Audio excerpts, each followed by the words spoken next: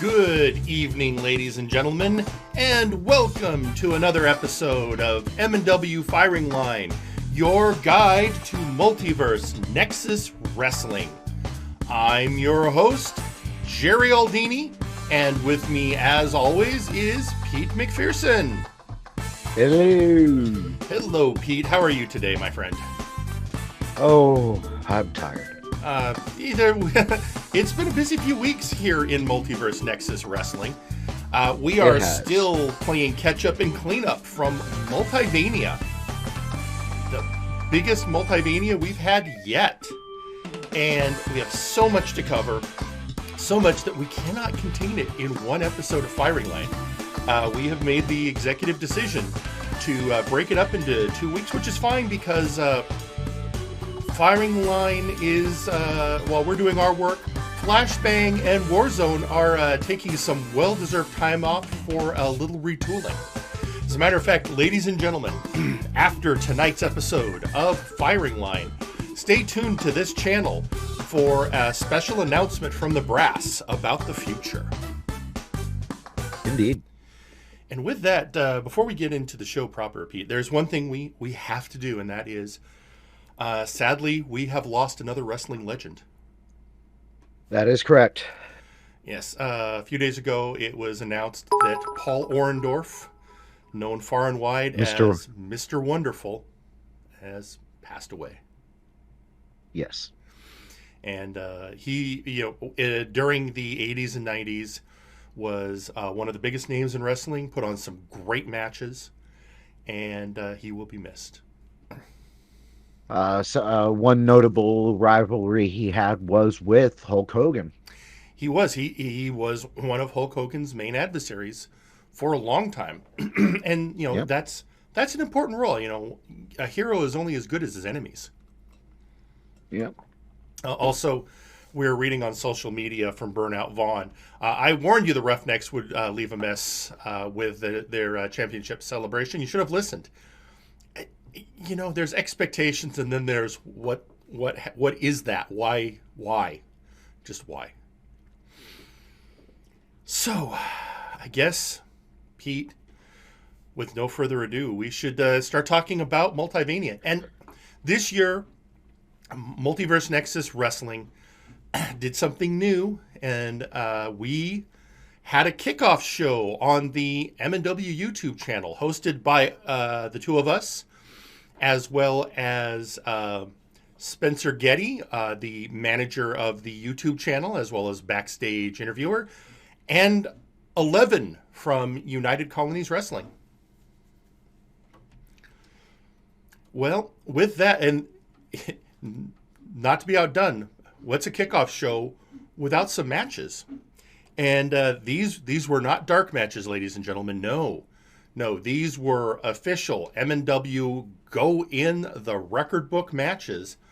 And the first match was one that had a lot of history and actually was a big deal. And that is Dark Lord Popo, the wearer of the parasitic mask, against Laid High Rolled, Captain Quebec himself. The history of this match, as we mentioned at that time, that mask was once worn by a multi-dimensional variant of Laid High Rolled, the Beast High Rolled. And one of the things since coming into the Nexus that has bothered Laid is having to deal with the history of a monstrous version of himself for acts that he himself never committed.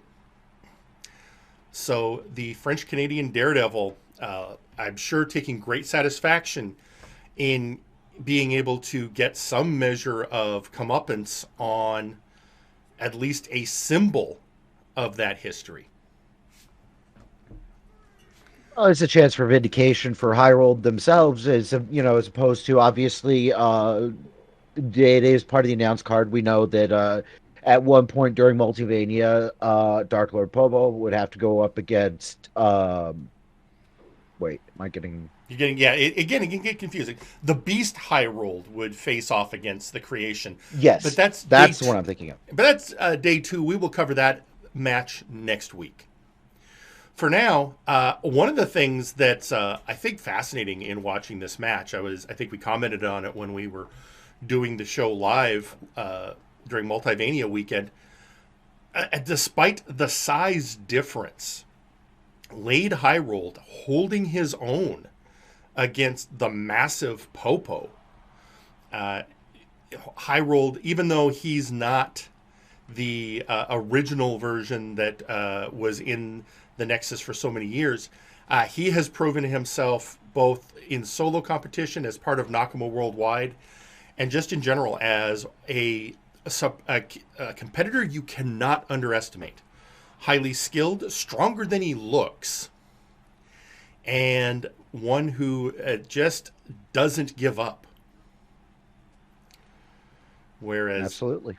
Popo, well, Popo, when he was one of the competitors in a match that has been come to known as one of the best debut matches in MNW, because his debut match also featured Semjack's Burnout Vaughn and the Blue Dandy.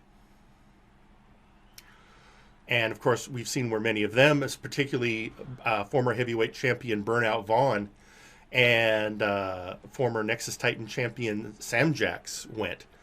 And here, Highrolled, in the end, getting the comeuppance on the holder of the Mask of Highrolled. I'm sure he would love to see that name changed. Indeed. Maybe with this victory, he can petition to, I beat him. Can we stop calling it the Mask of Me? I mean, if I were Highrolled, that's what I'd be asking. Yeah. Put in a request. Should put in a petition to the brass that it's a memo sent out to all commentators. Please, no more the Mask of Highrolled. I don't know. We'll see. We'll hopefully in the future hear from Lade Highrolled, especially because we're still looking to see what his post Nakamo Worldwide career is going to shape up to be. Indeed. But as significant as that mask was, the next match that was on the kickoff show, even more so because there were stakes involved. And that was a 4-team Tornado tag team match with the winning team being assured a title shot on their respective brand. Yes, their respective brand, ladies and gentlemen. It is a Warzone Flashbang crossover match featuring the Conquest Bloodline, Carnival, and Lady Boots. The Omega Club featuring Kelly and Whitney Lee. The Three Kings, Strongman and Flyboy Bell, and then Electro Reality, Electro Man and VR Junkie from Flashbang, the sole representatives of Flashbang in this matchup. And there's a lot going on here, Pete. Not the least of which is, you have the ongoing tension between Omega Club and the Conquest Bloodline. And on top of that, the particularly personal vitriol between the Lady Boots and Kelly, the manager and leader of Omega Club. And then they're both basically considered each other their rivals for a good bit now. Yeah, fairly so, and a rivalry that doesn't seem to be cooling down at all, as we see here, Lady Boots taking it to Kelly. Meanwhile, VR Junkie outside with Carnival, Electro Man going after Strongman, and then Whitney Lee. I'm sorry, is that Whitney Lee or Gunnar Birch? Sometimes it's Whitney Lee, right? Yes. Checking the book. yes, I was right. Yes, Whitney Lee. I hate it when I second guess myself.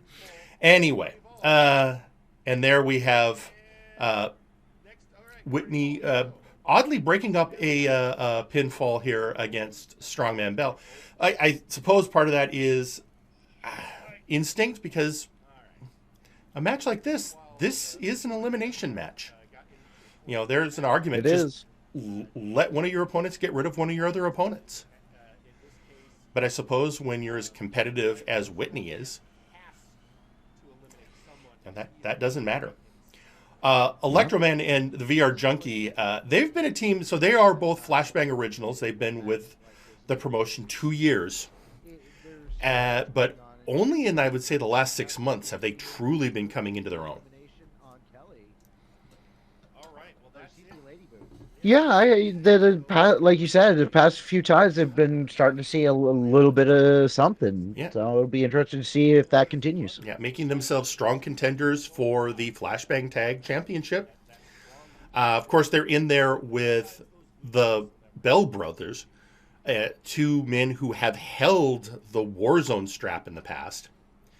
But also you just have the absolute determination of Lady Boots. Now, one thing we haven't been doing is been calling the eliminations as this has been happening.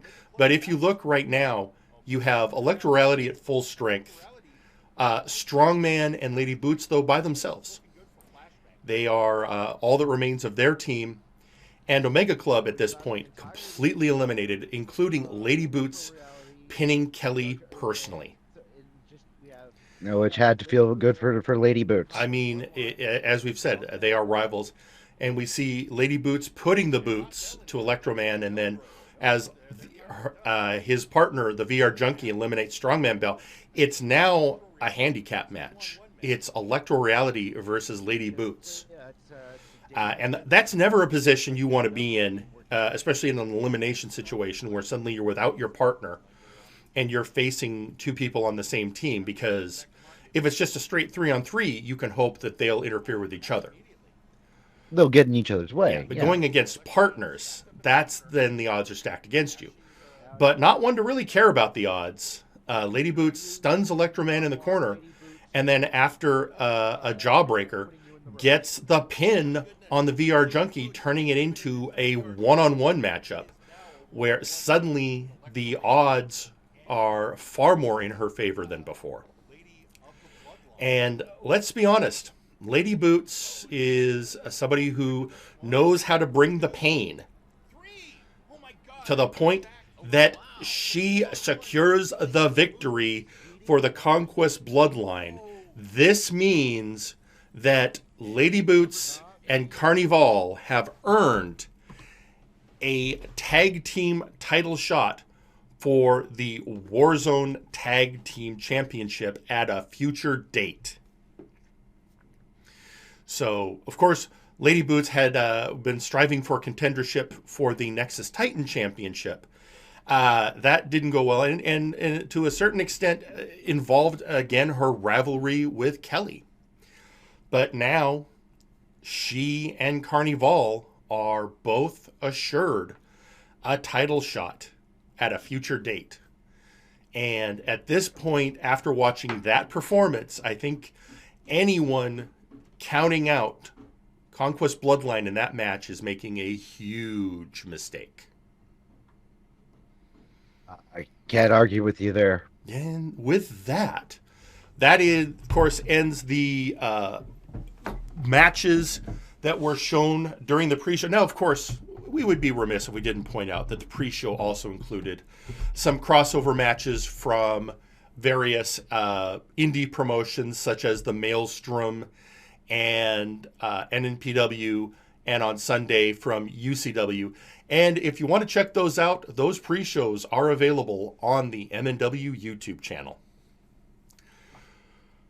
But now, Pete McPherson, it is time to look at the actual full-on day one matches for Multivania V day one.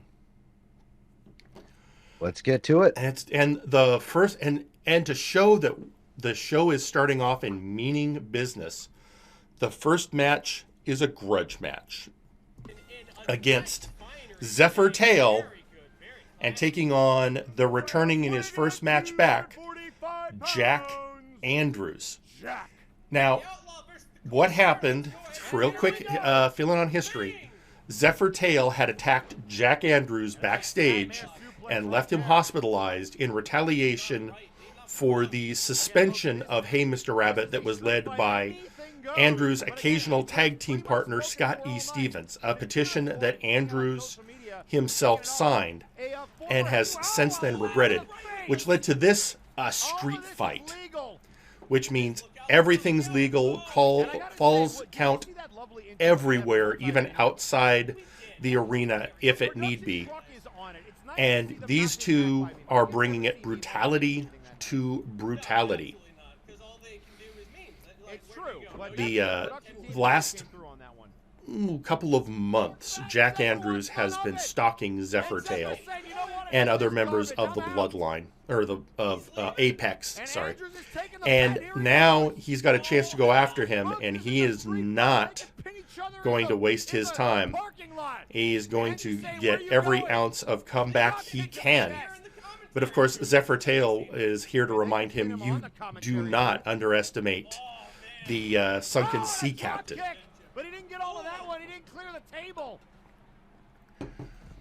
With the absolute brutality. I mean, they're in the gorilla position. Yeah. That's always an odd spot to get into a fight, if you ask me.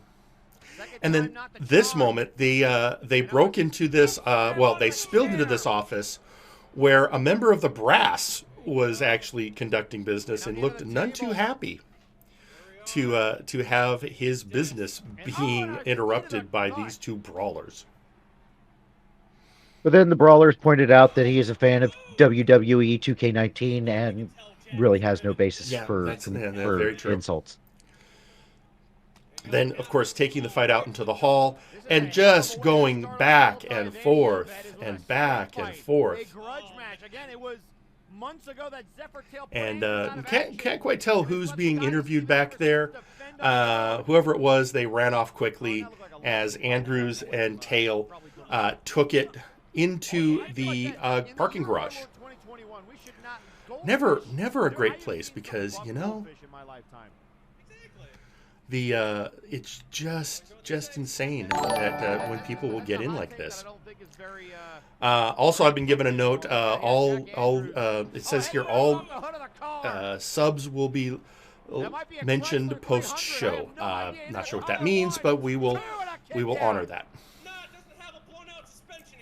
You know, oddly enough, it is. You know, the worst part about the garage is that it's probably the least safest place if you have a car. True. This is why I usually get take a taxi. Yeah. And with this, Jack Andrews secures his revenge on Zephyr Tail, and we know, Pete, from commentary that the Black Prince, as he is now known, made right here on Firing Line, that with his putting down of Zephyr Tail, he now has one focus, and that is the apex predator himself, Nero Napier. And with that, we go from one grudge match to another grudge match. Only that one was just rival versus rival. But the worst thing that can happen other than rival versus rival is brother versus brother, or people who were as brothers suddenly at odds. And we're hearing on social media from Burnout Vaughn, this is why Gorewheel parks the meat wagon on the front steps of the arena and surrounds it with razor wire and landmines. I mean, that's oddly appropriate, but still somehow inviting. Yeah, I mean, I see. Especially for Gorewheel. Yeah. I know enough people in MNW that will look at that and go, "Ha, challenge accepted." Well, that looks fun. Yeah, so, you know. But moving on, as I said, brother versus brother, or Shoot Nation versus Shoot Nation, as Devin returns with fellow former Shoot Nation member Jack Abbott to take on Suplex Sam, joined by the Beef. Oh, and we're hearing from, oh no. Maximilian Thunder Thighs went, haha, challenge accepted. Oh no. Yep, that sounds about right. Oh no. Anyway, so Suplex Sam joined Nakamura Worldwide with Devin, and when they were both summarily kicked out by Trashman Jones, Sam went on to join the Conquest Bloodline and left his former brother-in-arms out in the cold. And Devin has returned, and immediately, since his return during the Go Home show, has made it very clear he has issue with Sam. And Jack Abbott, who of course was dumped by the Shoot Nation when they joined Nakama Worldwide, apparently lays most of the blame at Sam's feet for that. So that leads to this match and this grudge. Also on social media from the Black Prince himself. It's Jack Andrews saying Nero may be otherwise occupied, but I will cash in the receipt with his name on it. I'm not the guy MNW wants. I'm the guy you need. All right, fair enough. Jack Andrews. Didn't think it went quite like that, but close. You know, it's you let these guys do what they're going to do, and just as Shoot Nation is going to do what they're going to do, and Suplex Sam has certainly shown a new attitude since joining VIP, particularly with his palling around with the Beef and Wilson's son of, I'm sorry, Work Rate Wilson. I have been informed I have to say Work Rate Wilson. Not sure how I feel about that, but hey, the legal memos are the legal memos. That is true. But Devin, now here's the thing I think people have to remember about Devin. All this focus on Suplex Sam. And I would remind everyone that in his second match on Friday Night Flashbang, Devin had a singles match against The Creation in the main event of that evening and put this move on The Creation and tapped him out. And history repeats itself when Devin taps out Suplex Sam. And the Beef cannot believe what he's seeing and is absolutely... I think a number of people couldn't believe what they were seeing. Well, that tells me that Devin is back. Devin means business. The question is this over, or are we just seeing the beginning of the war between former Shoot Nation members? And tweeting out on social media, we have Sasquatch Wing saying, Cousin Skunk Ape would say that Go Wheel's idea not work in Florida. Humans there would take challenge. I've been to Florida, and thus as have I, and thus cannot disagree with anything Squatch has said. By the way, Squatch, I want to thank you for the Squatch Roast care package. It's really been helping with all the work we've been doing on Multivania lately. Have you tried it yet? Turns out that the Blood Rage has some perks to it. Yeah, it really does. It really helps you get that editing done. Anyway, let's hang on.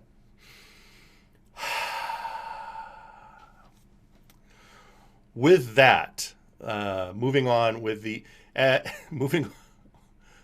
I'm sorry, I lost the train of thought there for a moment, Pete. Got it back. All right. So that's that Blood Rage for you. It is. It caught me for us. But it's really good. I've tried a lot of coffee, but it's not just the rush. It's tasty. So I know it's organically sourced. There's something about it. There's some undernotes that are just... Anyway, enough about coffee.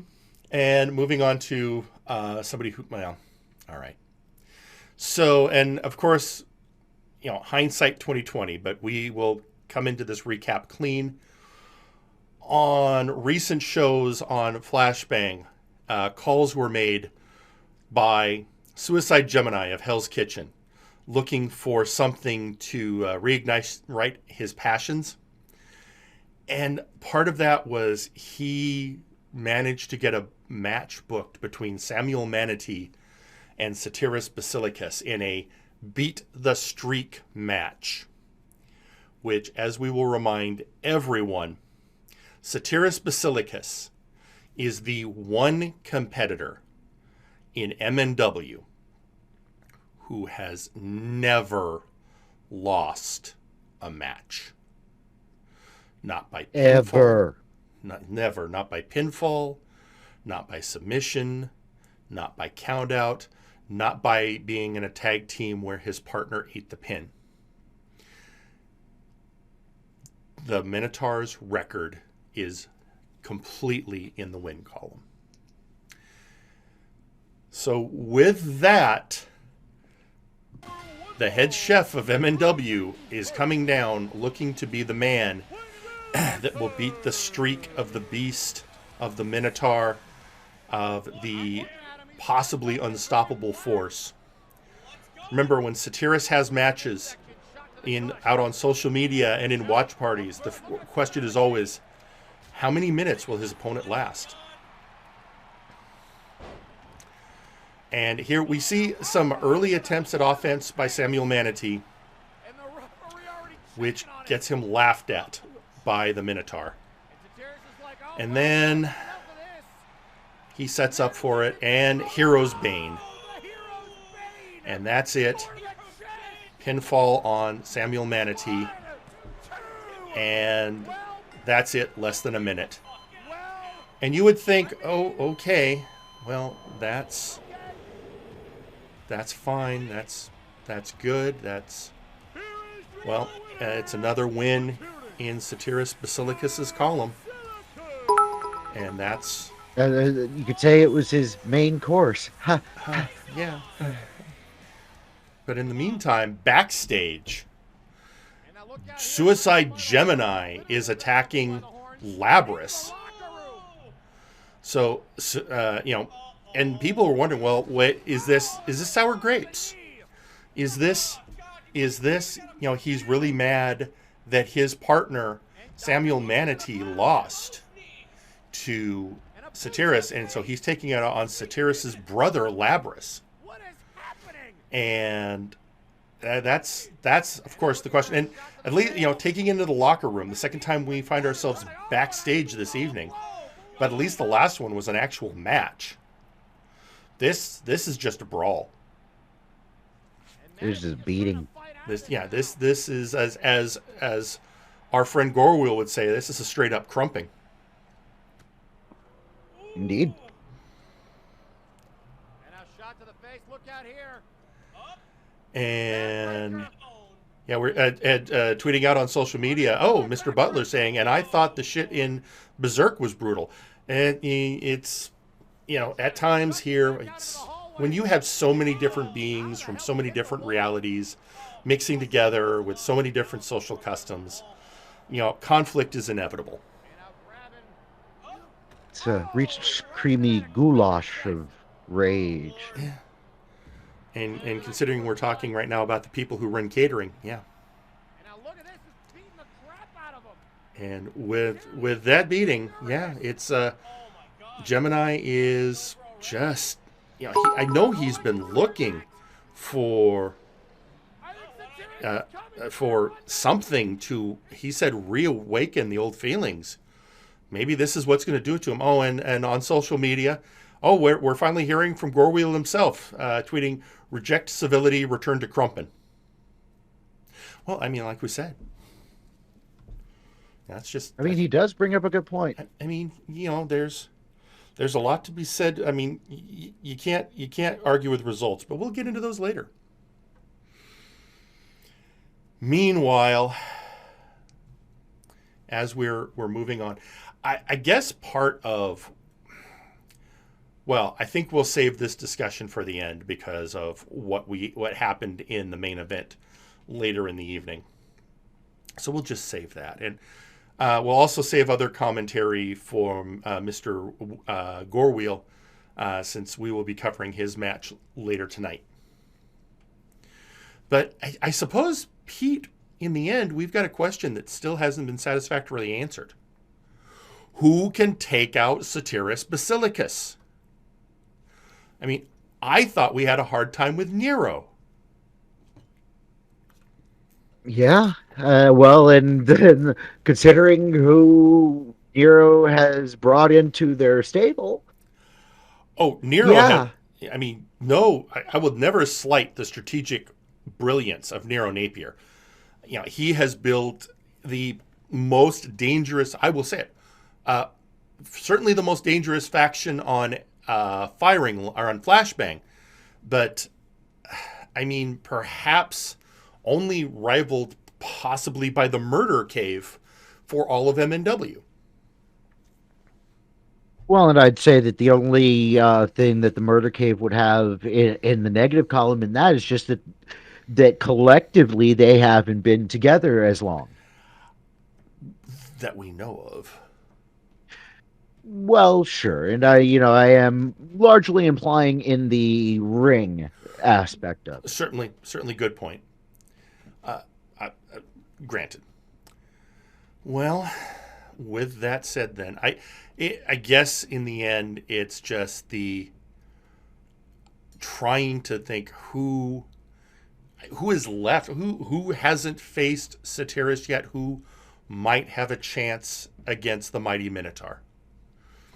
And it's one of those hard questions that we, I guess, are just going to have to wait to see if we get any kind of answer for. In the meantime, let us move on to the next match. And it's, of course, Pete, it's Multivania. And if there's one thing that is a grand tradition at Multivania, and that is grudge matches. So our next grudge match that we are going to see also involves Apex. Before we get there, on social media, we're hearing again from Maximilian Thunderthighs. Take it from one of the training partners and gore targets of Satyrus. Don't ask who can beat him. Ask who is going to try. Fair enough. Yeah. All right. Well, this next matchup. Sorry, go ahead, Pete. Oh, I was just saying that checks out. Yeah. Next match features the Queen of Apex, Mizuki Napier, taking on who is quickly becoming her arch rival, the Beast Mom Naja. Naja making her Multivania. Actually, both. I believe this is also Mizuki's first Multivania. I think you may be correct. Yeah, both women making their Multivania debuts in a match that has been months in the making, I would say, since Naja's appearance on Flashbang. These two seem to have been on a full-on collision course. And here they are now, finally having that one-on-one matchup. And on the biggest stage. And yeah, with while no stakes online, there's pride, there's just the vitriol between them, and Naja looking for every chance to deal with the Queen of Apex. But Mizuki looking to assert her own dominance, particularly after the various where she feels slights. But then out comes another person who has had issues with Mizuki. That's Moira Draco. That is the mother of Lord Bareback and Drathulu. She is the mother of Dungeons and Destiny. And that gives Naja a chance to at least get a breather and some comeback. And after a pair of traded roll-ups, the match goes on. I will point out that other than being at ringside, Moira never actually does anything. She's just there watching, perhaps judging. And there you have the Mizuki Napier coil being put on Naja. But Naja has this one well scoped and takes it back to... I know there's a temptation to say snake, but I know that's not accurate. She's some other type of reptile? Yes. I'm not sure what exactly, but yes, very reptilian. I know Nero's a Komodo dragon in base. We'll have to get the research department on that. It's good things to know. Yeah. I ain't gonna ask her. Right. Another good thing to know, though, is that the Beast Mom Naja, in her Multivania debut, much as in her MNW debut, emerges victorious. The veteran of Roll Initiative Wrestling stands tall and is joined in celebration by Moira Draco. So the Beast Mom and Mama Multiverse both standing tall. Does make me wonder, what are we going to be seeing? We haven't seen Moira in a long time. That's true. Certainly haven't seen her in the ring in quite a while, so I'll be really curious to see what's going to be next for her. And, well, with that said, the next match. So there are a lot of things that are, let's call them Multivania specialties. It's the biggest weekend of the year. It's the biggest event in MNW, one of the premier events in pro wrestling.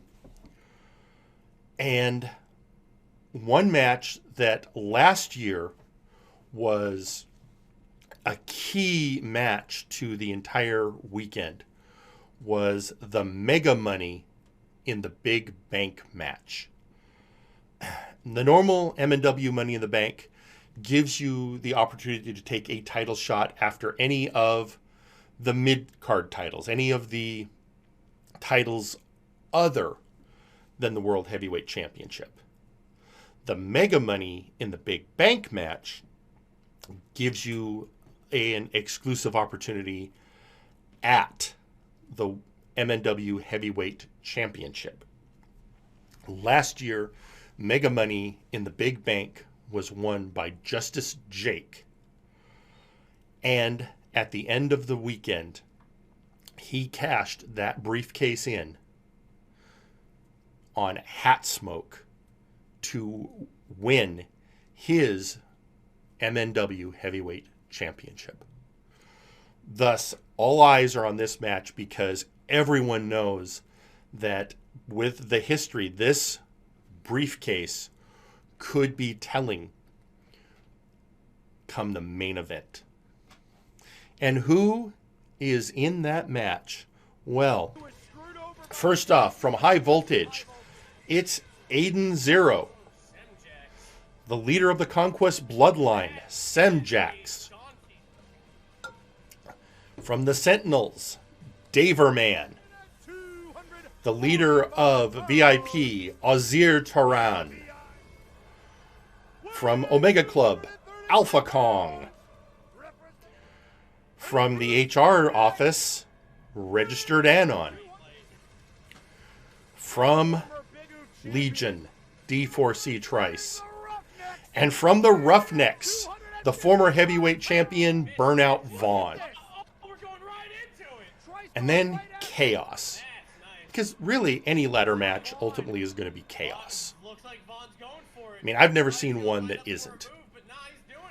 Yeah, it's not exactly a common combination of the casual and ladder match. No.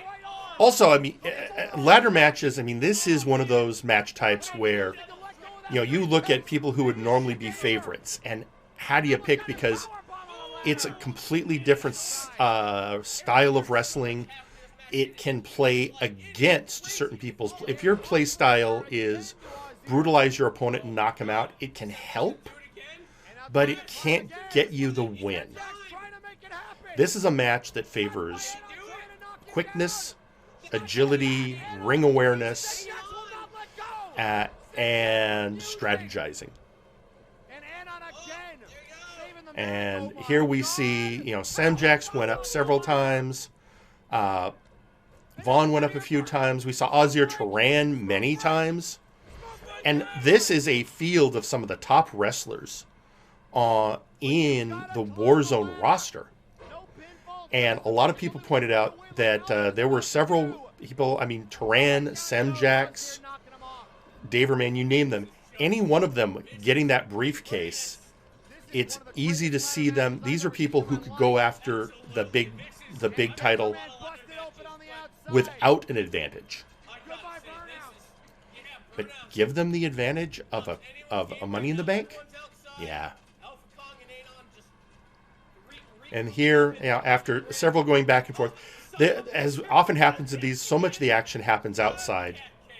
And with several favorites like Azir Taran, Daverman, and Burnout on the outside, Samjax takes an opportunity to clean the in-ring competitors off, knowing that that briefcase has been loosened up by several attempts to try and get it off the hook. And just when Anon looks like he's going to block him, it looked like D4C Trice became focused on Anon, allowing Samjax to get the briefcase. So suddenly, if we look at this critically, Pete, there is a lot of advantage sitting over with the Conquest Bloodline. Absolutely. Samjax has mega money in the big bank. He can go after a world heavyweight title shot whenever he wants, either by declaring ahead of time like Sir McCheese did, or just waiting for his moment to strike, like, let's be honest, Justice Jake did. And then you add to that the fact that Lady Boots and Carnival have a guaranteed tag team title shot. That's 2 titles within the grasp of the Conquest Bloodline. So, all eyes, I believe, should be on the Bloodline, because if not, you're not paying attention. They're poised. Well, they're ready to strike. There's going to be some conquest, you know. I mean, it's kind of in their name. And living up to it. I mean, everyone focuses on the Bloodline. I'm like, well, but it's, as they've always said, in Conquest we trust. Yep. So, again, we'll be looking forward to hearing in the next weeks. I mean, who knows how long Samjax is going to hold on to that. With that, well, this next match, you know, I've been in this business a long time, Pete. A long time. And sure, you know, every once in a while you think, well, I think at this point I've seen it all. Then I came to work for MNW. And then even then, I'm like, well, I've probably seen everything now. But then at the go-home show, the doof comes out with a microphone and lays down a challenge to the Bad CG Ghost and Defunk and anyone else who thinks they are the best dancer in MNW to a dance-off.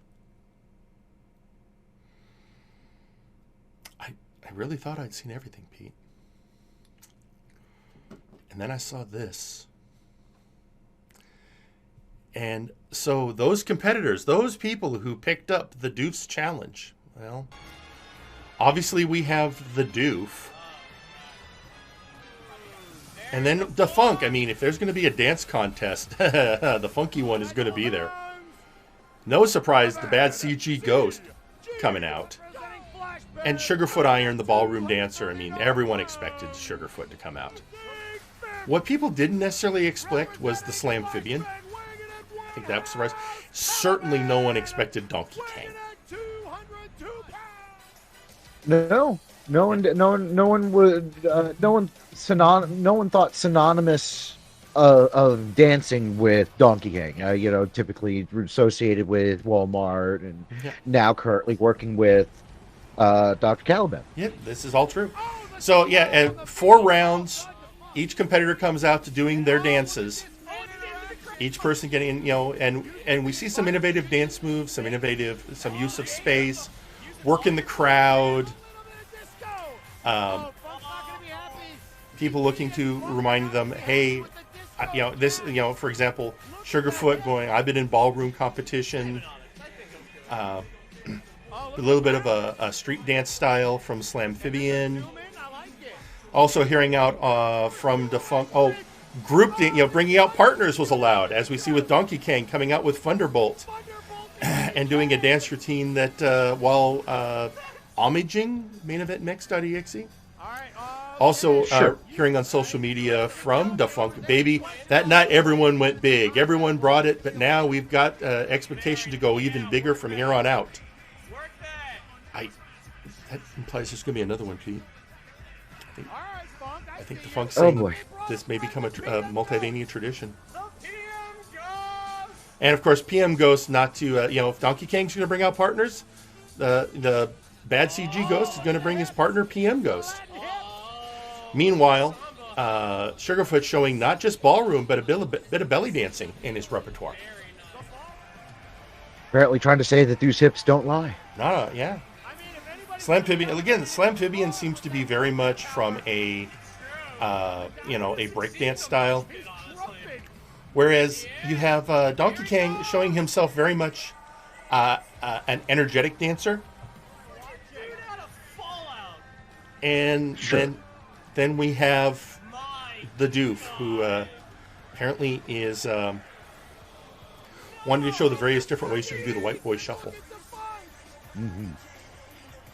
But then, Defunk with his partner DJ Milsner showing again some coordinated choreography. Sugarfoot showing a versatility of dance styles. Would say, and again, homaging to people. This match, this was great because it's all of Spectre Sonata, not just coming out and dancing, but coming out to their new group theme song. And Then Slampibian coming out to try and get the crowd excited again. Yeah, doing crowd work. That seemed to work for CD. And then this moment here, Donkey Kong coming out, dancing, and homaging a former member, I should say, of Nakama Worldwide, Mr. Rippins. Who we saw in action earlier tonight, trying to become #1 contenders. We are Ginger Boy And Doof here doing something. I didn't know Funk could break dance. Yeah, Funk showing he also can go a very hip hop style, which really makes sense when you're somebody like Defunk. And again, I have to say this: Sugarfoot showing a diversity of styles. A lot of interesting use of props here. Yeah. Whereas I think CG was beginning to show some innovative costume work here. Shades of the O. Cartwheel. Slampibian bringing a more acrobatic style in this final sequence, and then finally, yet another costume change for Donkey Kong, showing a side. We've never seen. I guess very determined, and in the end, the victor was Donkey Kong by vote of the audience. Donkey Kong came out on top. Technically, his first ever victory in Multiverse Nexus Wrestling.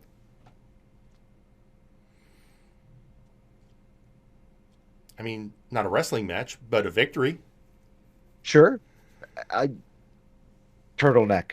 I think that was. You know what? He won, and he won decisively. So. Yeah, we'll see where it goes. So that was definitely, and hey, the first victory of Multivania for House Caliban. Yep. A lot of House Caliban's matches were on night 2, though, so we'll be covering those next week. So, well, with the next one. All right, so we go for, and that took a while. I mean, everyone got a lot of dance opportunities. Everyone got a lot of great moments. This next matchup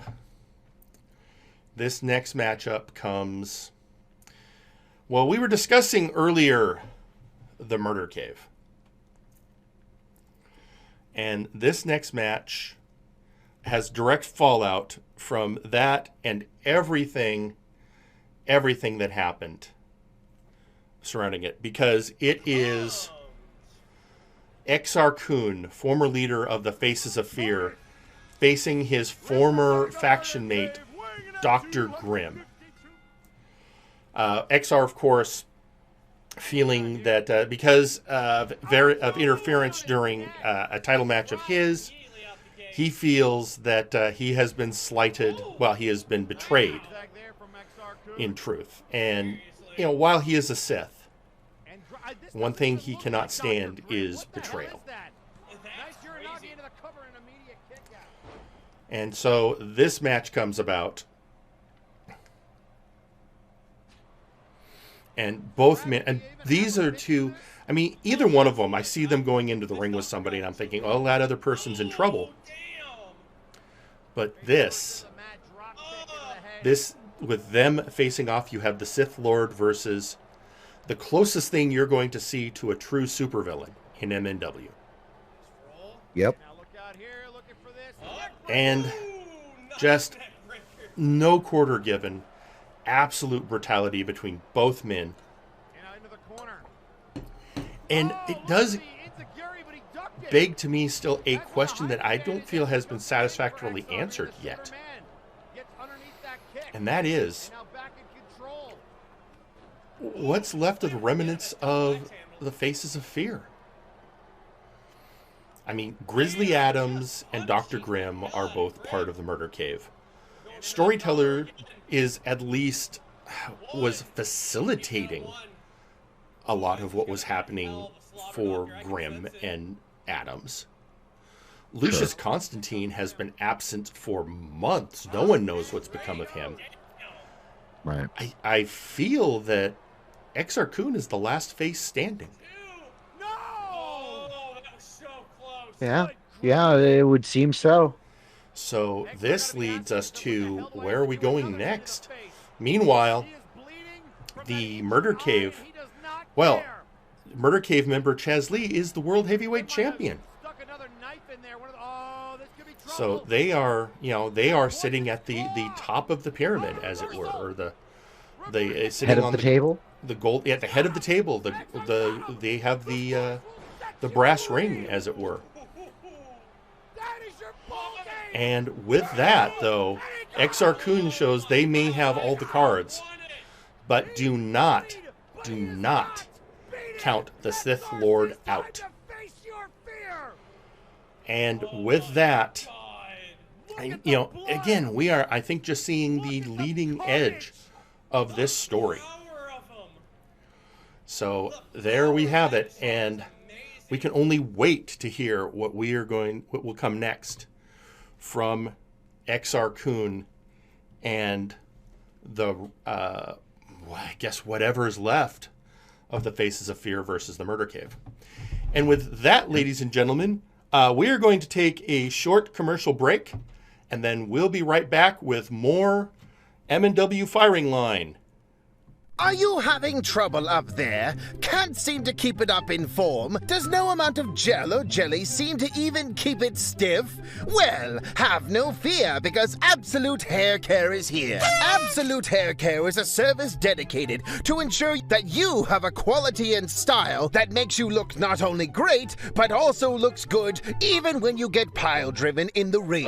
With a vast assortment of gels, putty sprays, shoes, shampoos, and conditioners, we'll guarantee you'll have the freshest dew in the multiverse. We cater to Yakiniku Party, Blue Dandy, Goldwheel, Raphael Sampson, the founder himself, Absolute Washington, and even people like Trash Man. Name redacted. We even have live testimonies from the judge of MNW himself, Raphael Sampson. Lo, if the Lord is my witness, I'm amazed at how soft and how strong my mane has become, similar to the days of old, when my namesake, Samson, proved his strength with his locks to all those around him.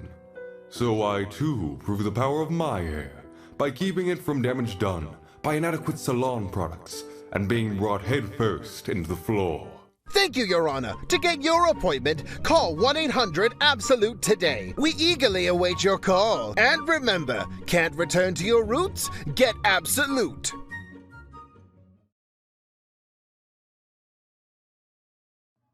Hello, I am Burnout Vaughn.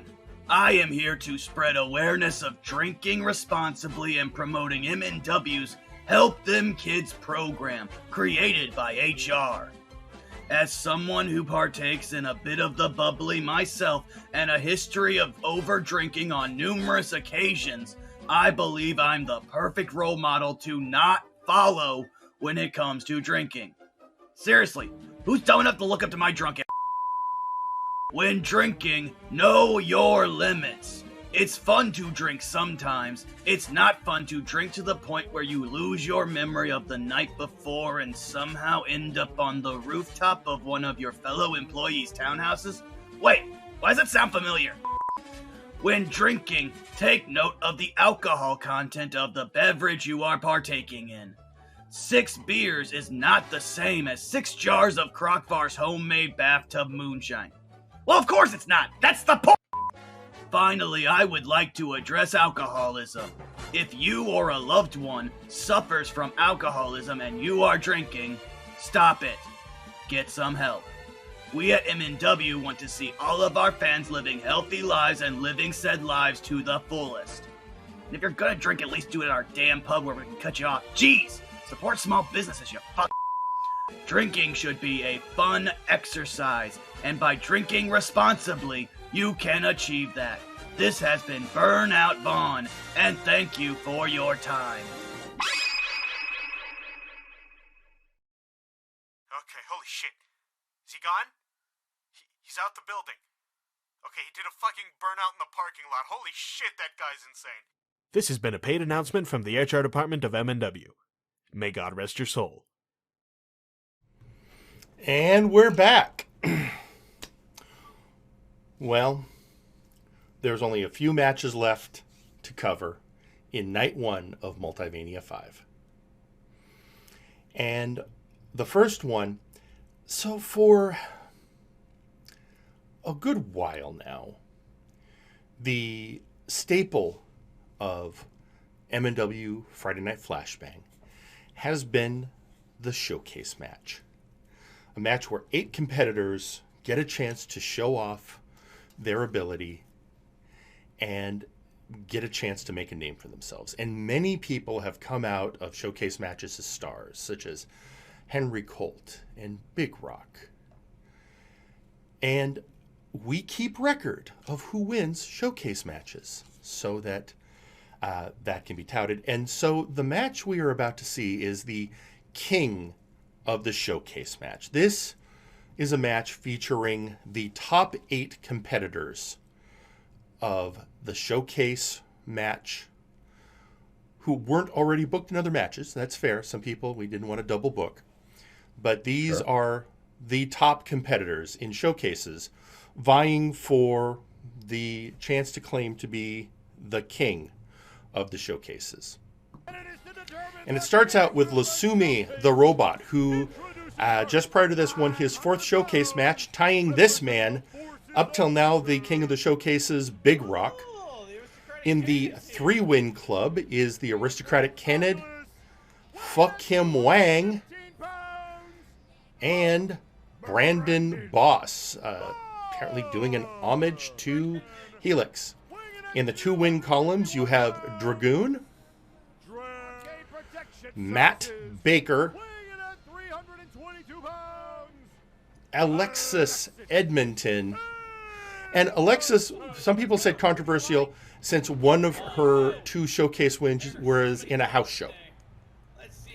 But the brass decided that was enough of a deciding factor to put her in the match. Win is still a win. Yeah, that's true. It's true. And, you know, shows that even house shows can sometimes have some consequence. And the first elimination of the night, a lot of people thought it was going to be Matt Baker on Alexis Edmonton. Turned out that it was actually the aristocratic Kenneth on Dragoon. So the part-time member Dragoon, of House first Caliban. one eliminated. Yeah, first one eliminated. And then, in a huge upset, Lasume eliminated Big Rock. So the 1 4-win holder eliminated the other 4-win holder. I guess if anyone's going to take one of them out, it should be that.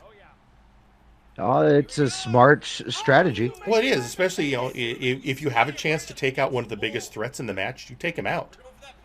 Yep. Meanwhile, Lasume goes for another pin on the aristocratic Kenneth, secures that.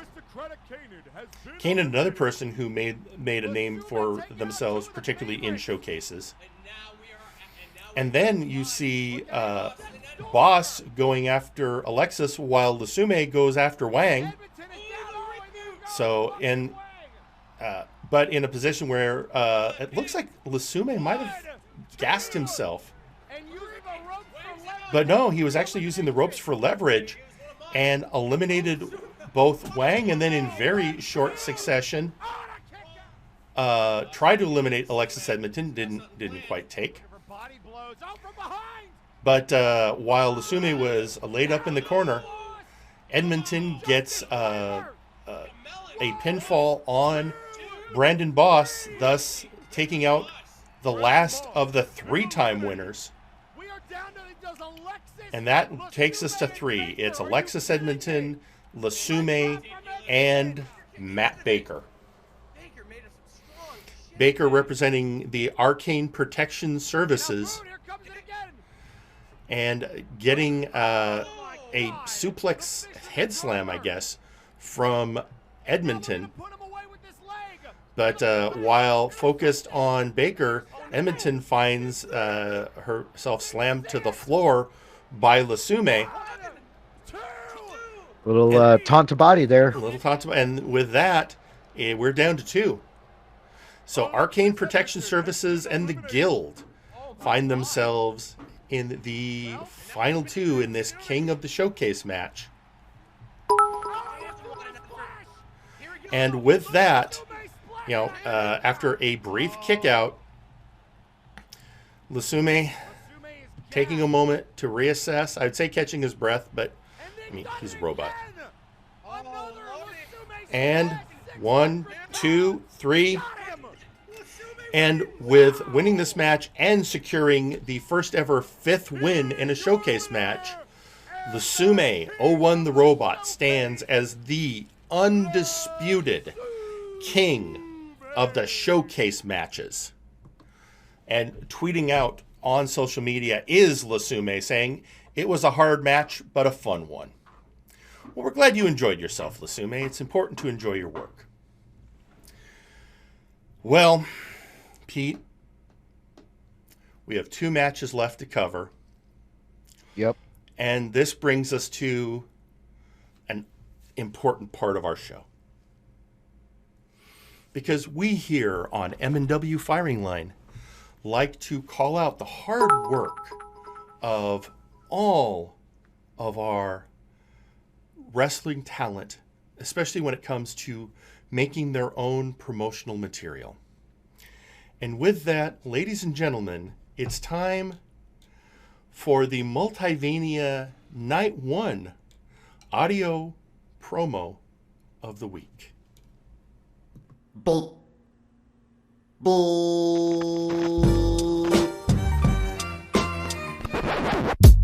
2 wasteland kids go round the outside, round the outside, round the outside. 2 wasteland kids go round the outside, round the outside, round the outside. Guess who's back? Back again. Toxic's back. Tell a friend. Guess who's back? Main man's back. Guess who's back? Gory's back. Guess who's back? Vaughn ain't back. Guess who's back?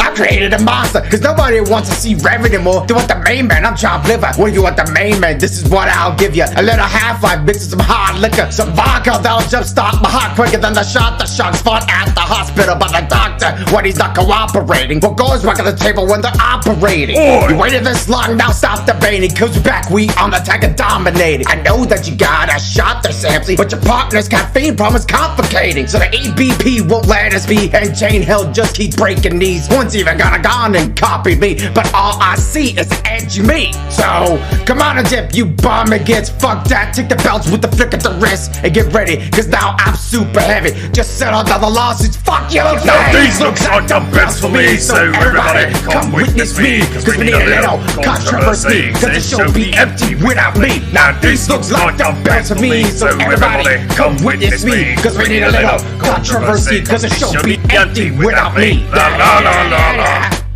La la la la la. La la la la la. I'm a man. La la la la la.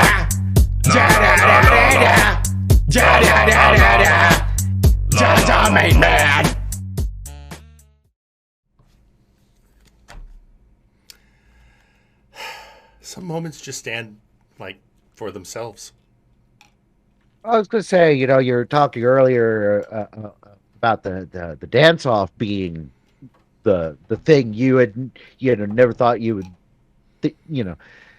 Then there's whenever these guys get a promo. Yeah, back in my day, you didn't have unless you were doing an album with Andy Kaufman. There was no sing or Cyndi Lauper. Okay, there was Cyndi Lauper. I get it, but these days, yeah,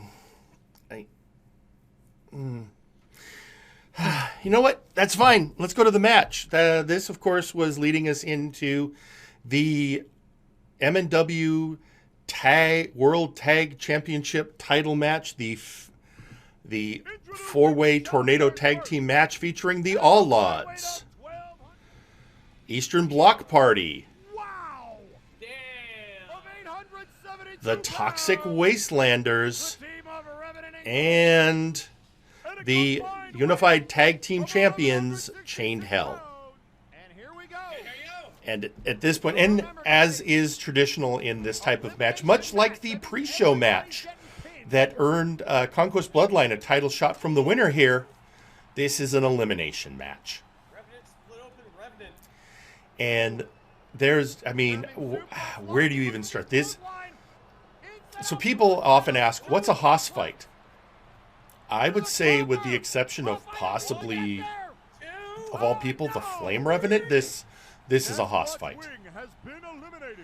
Oddly enough, the first elimination, Sasquatch Wing of the All Odds. Yeah. So still, thank you for the coffee, but yeah, that's against this much tag talent in the ring. I guess even the mighty will fall. And then a second 3 count, and the All Odds are both eliminated. That could be a good strategy of take out the biggest threats. You want to win, take out. And you're also eliminating a full team first. Yes, that's one less thing you have to worry about. Now, of course, we still have all of Eastern Bloc Party, all of the Toxic Wastelanders, and all of Chained Hell. But as speaking of that, simultaneous slams, but the main man goes for the pin, and now one half of the champs are out of the match. Suddenly, Hightower finds himself by himself and getting covered by Nice Ice, but being able to kick out. In the meantime, you have the Chaos in the Ring continuing. Gore Wheel going after Lock-In, and the main man going after Nice Ice. And that's it for Nice Ice. So now, the Toxic Wastelanders both still in the ring, but both Hightower and Lock-In by themselves, and then Gore Wheel getting a pin almost on Lock-In.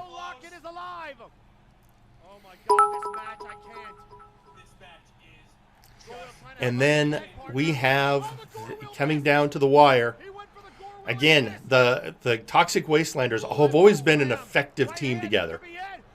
2 people working well. But then you get that suplex from Lock-In, and Gore Wheel is eliminated. It is now a 3-way elimination dance. Hightower versus Lock-In versus the Revenant.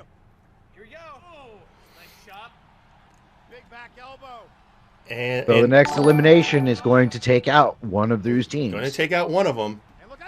Fortunately, it seemed that the power of that was too much for even our video to take. But it was the removal of the Hightower, meaning it's the main man versus Lock-In. And the Atomic Adonis gets a half-life on a best example of German comedic engineering. And thus do the Toxic Wastelanders, for the second time, become the MNW Unified Tag Team Champions. And with that, and tweeting out on social media, Gore Wheel saying, speaking of, Jerry, Pete, your invitations to the after party should be in the mail. Oh dear. Thank you. But oh dear. Yes. You know what? They're always nice to us when they're here. Although when they've been in the production booth, it has gotten uncomfortably hot. Oh, and the initial Radaway bath afterwards is never the funnest thing either. I mean, you got to flush your system. It's important, but hey, at least they're nice. They actually provide it for you. Sure. They're at least considerate hosts. Well, that leaves us with one last match. And this is a match we have been leading up to for so long, Pete. This match is the 8-man world title showcase match for the Flashbang World Heavyweight Championship. 7 competitors going after Nero Napier's title. 7 people, many of which with long histories with the Apex Predator. And so there's nothing to do but go to it. First off, from the cartel, Nitzig Gunk Gobbler. Then Scott E. Stevens, who has been waging a one-man war. The Grim Reaper from the Empire of Terror. Nero's first rival, Jagger Blackthorn. The man who fought tooth and nail to get into that match, Graven. The leader of Animals Against Apex, El Pollo de la Muerte.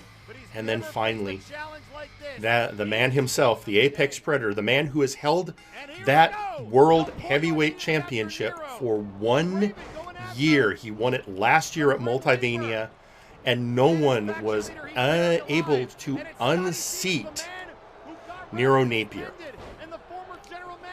And of course, I guess we missed Mr. Rabbit's entrance, because he's in there too. Mr. Rabbit, who is Nero Napier's old friend.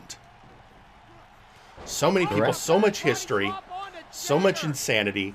Mr. Rabbit suspended because of Scott E. Stevens' petition, so they're both in this match. You have Jagger Blackthorn in there. He's had issues since day one. And Graven going after El Pollo de la Muerte, giving the Chicken of Death. Elimination. Yeah, first elimination of the night. This was a brutal match, because all 8 of these competitors represent the top of the card on Friday Night Flashbang. All 8 of them. And meanwhile, while Scotty Stevens is knocked cold outside, but everyone else is focusing inside, including the coil put on Graven by Nero, and Graven, man who is not 100% out. And then Nero focusing on his friend, because in a World Heavyweight Championship match, friendship isn't going to make a difference. You're in there, you want the title, or in Nero's case, he wants to keep that belt that he has spent a whole year defending. And I would remind everyone, this match was Nero's idea. And with that, another coil put on Mr. Rabbit. And there goes Mr. Rabbit. Mr. Rabbit has been eliminated. 2 eliminations now for Nero. And he eliminated the other man who had an elimination. Meanwhile, Jagger Blackthorn going after Scotty Stevens, and Nero going after Nitzig Gunk Gobbler. I guess the Apex Predator doesn't want an orc crumping his style. And this time with a pinfall, taking out Nitzig. And now facing Only against... going to be one green wrestler in that ring tonight. That's right, and his name is going to be Napier. And then Grim Reaper getting knocked out, possibly by Jagger, but managing to find the strength for the kick out. Meanwhile, Scott E. Stevens desperately trying to get a pinfall on Nero.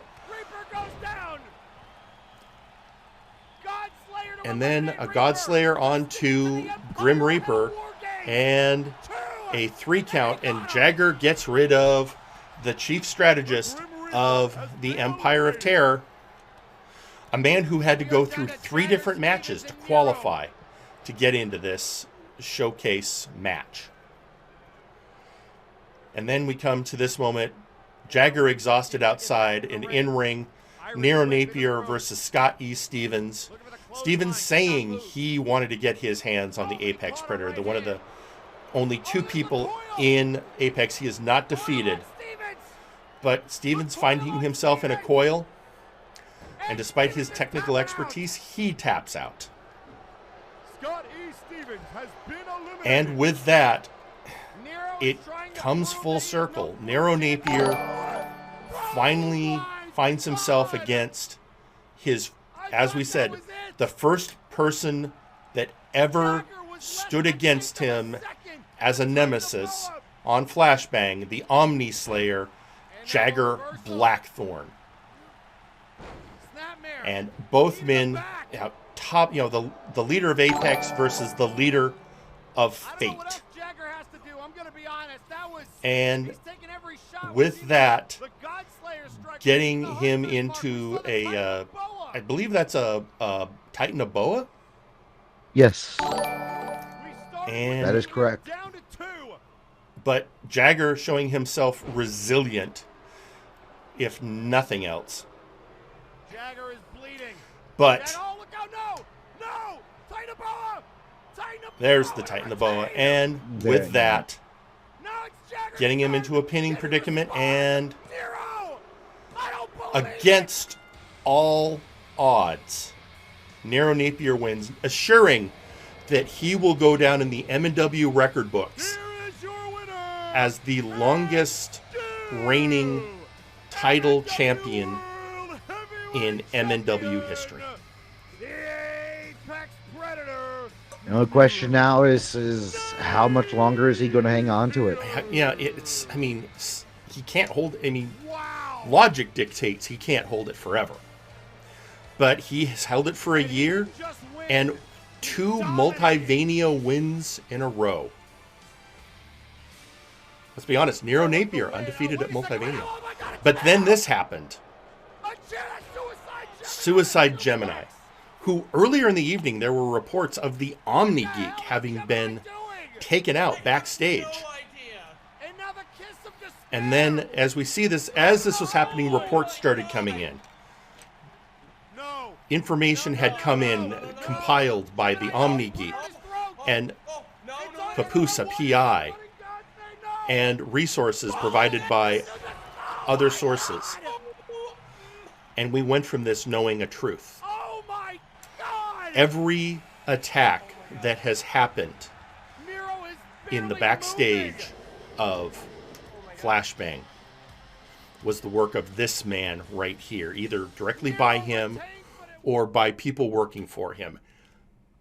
Suicide Gemini is the person who ran over Nero Napier with a car. He's the person that hired CJR Killer to steal the mask of De Luna 13's father, La Luna El Chavo. He is the man who poisoned Blight Hallis, who poisoned Lee. He is the person who has been behind all the attacks. And what will come from that? Well, tune in next week as you see our coverage of Multivania Night 2. And now, normally, I know, folks, you would be looking for the moment of the night. But Pete and I discussed it, and we realized this is Multivania. And we could do the joke we've done of showing that picture of the whole effing show, but we know this. It was an amazing weekend, and night 1 was an amazing night, and how do you pick a moment? So we just wanted to put a word of thanks out to everyone who participated, everyone who worked hard on putting Multivania together, and say how much we appreciate everyone. And so with that, ladies and gentlemen, we are just going to be bringing the show to a close, and we will see you next week as Pete McPherson and I cover Night 2 of Multivania 5. Until then, Pete, anything else you want to say in culmination to the audience about Multivania 5 Night 1?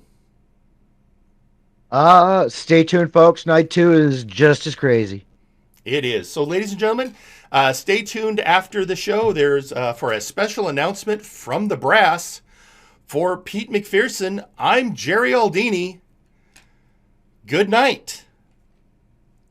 Ladies and gentlemen, thank you for watching the Multiverse Nexus Wrestling YouTube channel. If you like this video, go ahead and drop a like, share the video, subscribe to the channel for more, and ring that bell to get notified whenever we post a new video. This has been Joe, signing out.